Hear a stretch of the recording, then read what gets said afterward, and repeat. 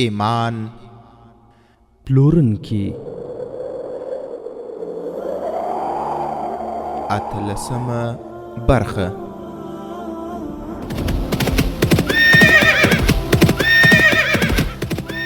د سلطان صلاح الدین ایوبی رحمه الله د دوران رښتینی کیسې. صلاح الدین پر د غزم کارا پیدا کړه، ته یو بل صلاح الدین پر د غزم کارا پیدا کړه. الحمد لله وكفى والصلاة والسلام على رسوله المصطفى. اما بعد، مګنان ماریوس وویل زه د هیڅ چا د امر تابع نه یم، زه او تاسو ټول د الله جل جلاله د هدایت تابع یو. ورونو په دغه ځای کې بیا هم یوې وړې تفسیرې ته اړتیا وینم. د مګنان ماریوس پر روانه زړه بوږنونکې پیښه کې به واورئ چې دا د نن ورځې ځانونه چې بشر دوستان ګڼي، دوی بشر دوستان نه بلکې بشر خواره دي. د ځمکې په سر ټول شرارتونه او د فساد جرړې هم دوی او د دوی ګوډاګیان کوي. خورونو د ځمکې په سر تر ټولو مظلومه طبقه بندیان دي چې د بشر په تاریخ کې پرې بې حده ظلمونه او نارواوې شوي او اوس هم روانې. هغه له انسانیت او بشریت لرې بوږنونکي ظلمونه چې کوم پر مجاهدینو بندیانو د اقرار او حبس په دوران کې کیږي څوک یې تصور هم کولای نشي. تر سهاره په یو پښه راځړول، برقي شاټونه ورکول، چپول چاک او پر اوبو باندې در هغوی سرونه نه ایستل تر هغو چې اوښ یې په ځان کې، او همدارنګه په قفسونو کې اچول، په سپه یې خوړل او نور دې ته ورته ظلمونه چې انسانیت یې له یادولو شرمېږي. دوی پر مجاهدینو او عامو مسلمانانو کړي او اوس هم روان دي، خو د اسلام له تاریخه نه خبره سیکولر او مرتد واکمنان د عامو مسلمانانو په وژلو خوند اخلي او ننداره یې کوي. خو دوی د خبر وي چې د اسلام اصلي بچیان لا ژوندي دي، چې د دوی او بادارانو هیلې به د خاورو سره خاوري او له اسلامي خاورو به یې وشي ان شاء الله تعالی. خیر، اوس به راسو د مګنان ماریوس واقعیت. مګنان ماریوس وویل زه د هیڅ چا د امر تابع نه یم، زه او تاسو ټول د الله جل جلاله د هدایت تابع یو. قومندان هغه ورټ له مګنان ماریوس سره توره وه، ودرېد او پر قومندان د تورې وار ته ځان تیار کړ. د هغوی ملګري ترمنځ شول. مګنان ماریوس وویل زه د خدای رټلی بنده یم، زه د ګناه او بې عدالتۍ ترمنځ غوټې وهم. تاسې پوهیږئ چې زه یې د 13 کلونو لپاره ولې زندان ته اچولی وم. 15 کاله تیر شول چې زما یوه 14 کلنه خور تښتول شوې وه. زه غریب سړی یم، پلار مې مړ دی، مور مې ړنده ده، زما کوچنیان بچي دي. په خوارۍ او مزدورۍ مې د خپلو بچو نسونه پالل. ما په کلیسا کې د یسوع مسیح له بت او صلیب نه څو کرتې پوښتنه وکړه چې زه ولې غریب یم. ما هیڅ کله ګناه کړې نه ده. زه په ایماندارۍ سره شپه او ورځ دومره خواري او مزدوري کوم، خو بیا هم زما د کورنۍ نسونه وږي وي. الله تعالی زما مور ولې ړنده کړې ده؟ یسوع مسیح ما ته ځواب را نه کړ. او چې کله مې پیغله خور وتښتول شوه، زه د پیغلې مریم عکس ته ورغلم او د هغې له عکس نه مې پوښتنه وکړه چې زما د پیغلې خور په پیغلتوب دې ولې رحم ونه کړای شو؟ هغه معصومه وه. د هغې ګناه دا وه چې الله جل جلاله هغه خپلې پیدا کړې وه. ما ته یسوع مسیح هم ځواب را نه کړ. له پیغلې مریم یې هم کوم ځواب وانه ورید. یو ورځ راته د یو ډېر شتمن سړي نوکر وویل چې ستا خور د هغه شتمن سړي په کور کې ده، هغه عیاش سړی دی، پیغلې تښتوي، یو څو ورځې ورسره لوبېږي او بیا چیرې ورکوي. خو هغه سړی د بادشاه په دربار کې کینی، خلک یې درناوی کوي. بادشاه ورته د منصبدارانو توره ورکړې. له ګناهګارۍ سره سره ترې خدای خوښ دی. د دنیا قانون د هغه د لاس نانځکه ده. زه د هغه کور ته ورغلم، خپله خور مې ترې وغوښته. هغه زه په دې کور له کوره راویستم. زه بیا کلیسا ته ولاړم. د یسوع مسیح د بت او پیغلې مریم د عکس په مخ کې مې وژړل. خدای ته مې نارې کړې، هیڅ چا ځواب را نه کړ. زه په کلیسا کې ځان ته وم. پادري راغی، هغه زه ورټلم او له کلیسا یې ویستم او راته ویې ویل له دې ځایه 2 عکسونه غلا شوي دي، لاړ شه که نه پولیسو ته دې سپارم. ما په حیرانتیا سره له هغه وپوښتل آیا دا د خدای کور نه دی؟ هغه ځواب راکړ ته د خدای کور ته زما له اجازې پرته ولې راغلی؟ که د ګناهونو بخښنه غواړې ما ته راشه، خپله ګناه ووایه، زه به یې خدای ته ووایم چې ستا ګناه وبخي. ته مستقیما له خدای سره خبرې کولی نه شې. زه له دې ځایه ولاړ شه. او د هغه ملګریو زه د خدای له کور راویستم. هغه په داسې لهجه خبرې کولې چې ټول ورته غلي ناست وو. د نجونو اوښکې روانې شوې. د شپې د تیارې په چوپتیا کې د هغه خبرو پر ټولو د جادو په څیر باندې اثر کړی و. هغه ویل چې ما پادر ته د یسوع مسیح بت ته د پیغلې مریم عکسونو او هغه خدای ته چې ما په کلیسا کې ونه لیدل ټولو ته د شک په سترګه کتل او راووتم. کور ته ولاړم. لندې مور مې وپوښتل زما لور راغله او که نه. زما ښځې او بچو ټولو پوښتنه وکړه. زه هم د بت او عکس په څیر غلی وم، خو په سینه کې مې توپان راپورته شو. بهر راووتم. ټوله ورځ ګرځېدم. ماښام مې یو خنجر واخیست او د دریاب په غاړه مې قدم واخیست. شپه تیاره شوه چې په هغه لور روان شوم چیرې چې پښو راسره مرسته کوله. نو د لیرې څخه مې د هغې ماڼۍ څراغونه ولیدل چې خور مې پکې بنده وه. بیا زه ډېر چټک ور روان شوم او د هغې ماڼۍ خواته ورغلم. زه دومره چالاک او هوښیار سړی نه وم، خو چالاکي راکې پیدا شوه. زه د شا له دروازې نه دننه ورغلم. د ماڼۍ په کومه کوټه کې شور ځواک و، ښایي چې ځینې خلکو شراب څښل. زه یوې کوټې ته ننوتم. یو نوکر مې مخه ونیوله. ما خنجر د هغه په سینه کېښود. د خپلې خور نوم مې واخیست. پوښتنه مې ترې وکړه چې چیرې ده. نوکر زه دننه په کوړه یې پورته وخېژولم. یوې کوټې ته یې ننایستم. ویې ویل دلته ده. زه دننه ولاړم. له بهر نه راپسې دروازه بنده او کوټه هم خالي وه. دروازه خلاصه شوه او ډېر خلک دننه راغلل. له هغوی سره تورې او ډېر کوتکونه وو. ما د کوټې شیان پورته کول او هغوی مې پرې ویشتل. ډېر څه مې مات کړل. زه هغوی ونیوم، ویې وهلم، بېهوشه شوم. خو بیرته چې په هوښ شوم په زنجیرونو او زولنو کې تړلی وم. زما پر خلاف باندې دا تور و چې ډاکه مې کړې ده. د بادشاه د درباري کور مې خراب کړی او 3 کسه مې د وژلو په نیت زخمیان کړي دي. زما فریاد هیڅ چا ونه اورېده او ما ته 30 کاله د بند سزا راکړه او د زندان په جهنم کې یې واچول. 15 کاله پوره کېږي خو زه انسان پاتې نه یم. تاسې د زندان په مشکلاتو نه پوهېږئ. د ورځې به درنه د څارویو په څېر کار اخلي او د شپې به دې د سپیو غوندې په زنجیرونو تړي او په تیاره کوټو کې به دې بندي کوي. ما ته هیڅ پته نه وه چې زما ړنده مور ژوندۍ ده او که مړه شوې. له ښځې او اولادونو نه هم ناخبره یم. زه یې خطرناک ډاکو ګڼله او له چا سره مې د خبرو اجازه هم نه درلوده. خو بیا هم ما به په زندان کې هر وخت فکر کاوه چې الله تعالی رښتینی عادل ذات دی چې بې ګناه خلکو ته سزا نه ورکوي. خو ما ته خدای د کومې ګناه سزا راکړه؟ زه له 5 کالو راهیسې په کشمکش کې وم. یو څو ورځې تېرې شوې. د پوځ منصبداران زندان ته راغلل. هغوی د دې کار لپاره چې موږ راغلي یو سړی لټاوه. ما خپل ځان ور مخکې کول نه غوښتل ځکه چې دا د پاچاهانو جنګونه. زما له کوم باچا سره مینه نه وه. خو چې کله مې واورېدل چې 2 تنه عیسوي نجونې د مسلمانانو له زندان نه راخلاصول دي، زما په ذهن کې خپله خور راغله.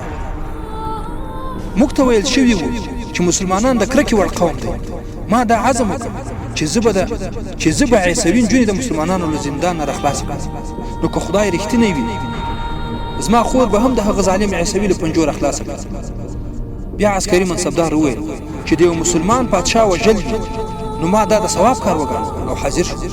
خو دا شرط مې وړاندې کړ چې ما ته د دومره پیسې راکړل شي چې خپلې کورنۍ ته یې ورکړه شي. هغوی د پیسو راکولو وعده وکړه او دا یې هم وویل چې که ته د سمندر په هغه بله غاړه کې ووژل سوې نو ستا کورنۍ ته به دومره پیسې ورکړل شي چې د ټول عمر لپاره به بیا اړ نه شي.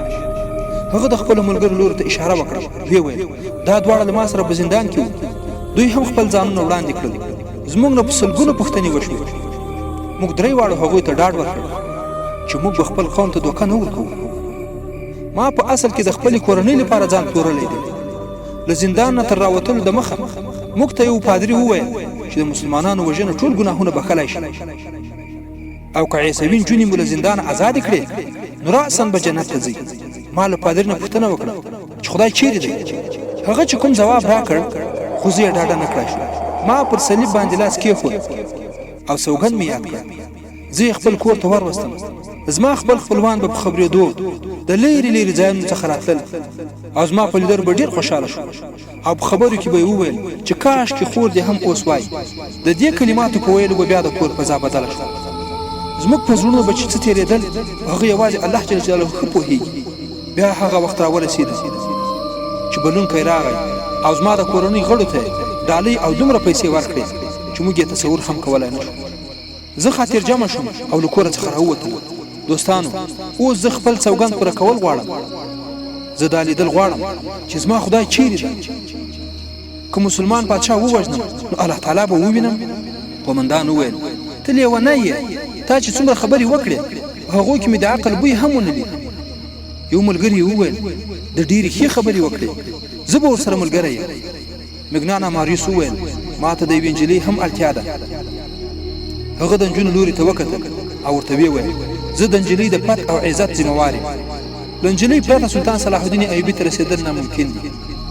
زه چې له کله نه راغلی یم سوچونه کوم چې یوازې له سلطان صلاح الدین ایوبي سره څنګه ووینم. قدرت را سره مرسته وکړه او له دې نجونو سره مو هم وکتل پرته له کوم زیار او تکلیف څخه.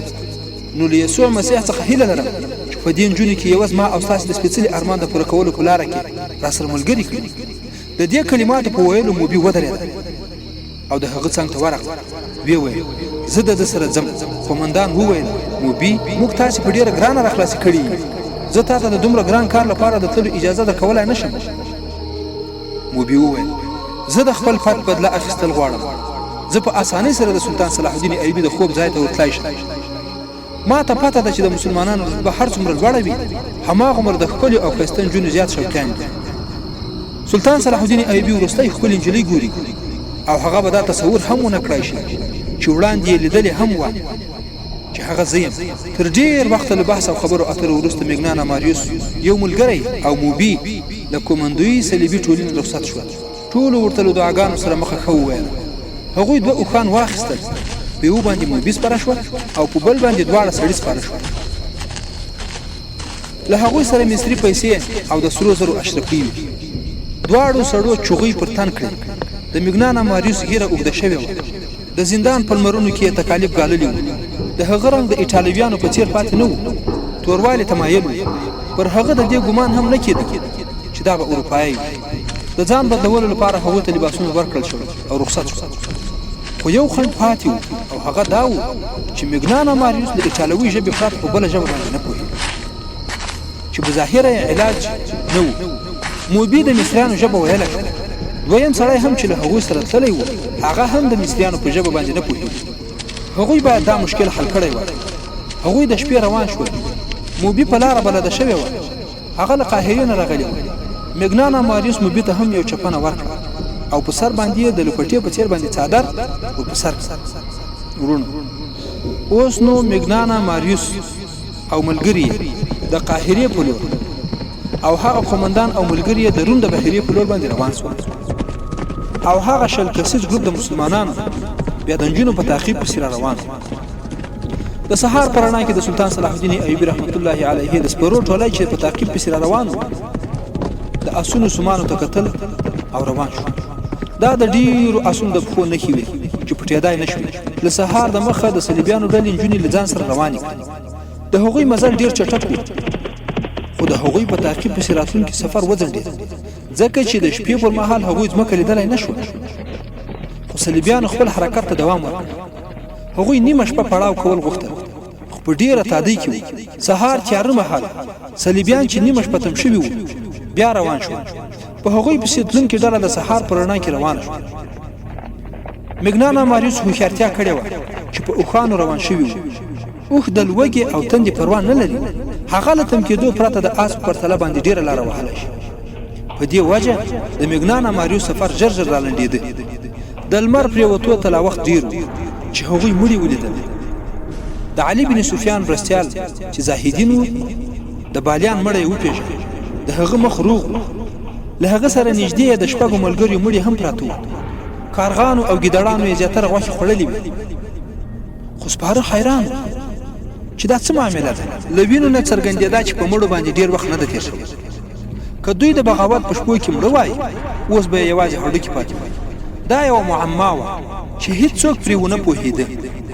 له هغې ځایه بیا د اسونو د پښو نښې تللې وې. سپرو اسونه وځغلول. نیم میل واټن یې چې وواهه د اوښانو پلونه یې هم ولیدل. هغوی پر مخ روان وو چې لمر پرېوت. بیا هم ونه درېدل ځکه چې اوس د خاورو لوړې ژورې پیل شوې وې چې په هغې کې یوه لاره تللې وه. پر دې سربیره بله لاره نه وه. صلیبیان په همدې لاره تللي وو د سمندر په لور او د روم د بحیرې لور ته روان وو. د غونډیو سیمه ډېره غځېدلې وه. له هغه ځایه چې تعقیبوونکي ووتل ودرېدل ځکه اوس مخې ته شګلن میدان او پلونه هم په هغه کې نه معلومېدل. سهار مهال چې روان شول چا وویل د سمندر هوا راغله.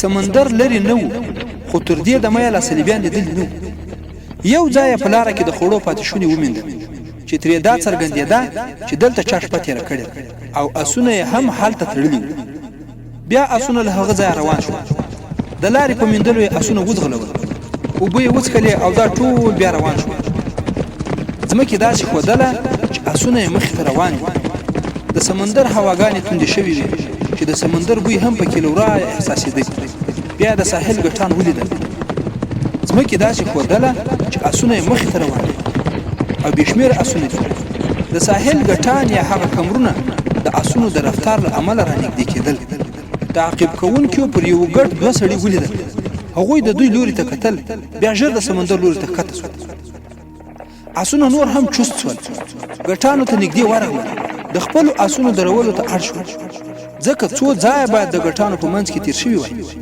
یو سړی په ګټ باندې د ختلو او د څار کولو لپاره ولېږه هغه سړی له آس نه کوز شو په منډه د یو ګټ سر ته وخوت چې پورته ولاړ په هغه ځای کې څمله شاته یې وکتل او خپلو ملګرو ته یې اشاره وکړه چې پیاده ورسي سپارل آسونه کوز شول او په منډه تر ګټ پورې ورغلل تر نورو مجاهدینو لومړی د علي بن سفیان مرستیال وروخوت هغه شاوخوا ته وکتل او په منډه راښکته شو خپل ملګري یې شاوخوا خپاره کړل او بېلو بېلو ځایونو ته یې د ځان رسولو امر وکړ له بلې خوا نه د اسونو د شڼا غږونه راتلل صلیبیان هلته موجود وو دا هغه ځای و چیرې چې سمندر له ګټانو دننه راتېر سوی د صلیبیانو کومندویي ټولۍ خپله کښتۍ هلته درولې وه هغوی له اسونو کوز شوي وو او په کښتۍ کې سپرېدل ورونو دا چې مسلمانان هم خپل هدف ته ډېر نږدې دي او صلیبیانو هم خپل هدف لاسته راوړی او غواړي چې خپل ځای ته یې ورسوي آیا صلیبیان به خپل هدف ځای ته ورسوي او آیا مسلمانان به بریالي سي چې دوی بیرته راوګرځوي او هدف یې ورشنډ کړي او د میګنانا ماریوس په اړه څه فکر کوئ چې میګنانا ماریوس ملګری یې او هغه نجلۍ به له کوم برخلیک سره مخ سي د اتلسمې برخې پای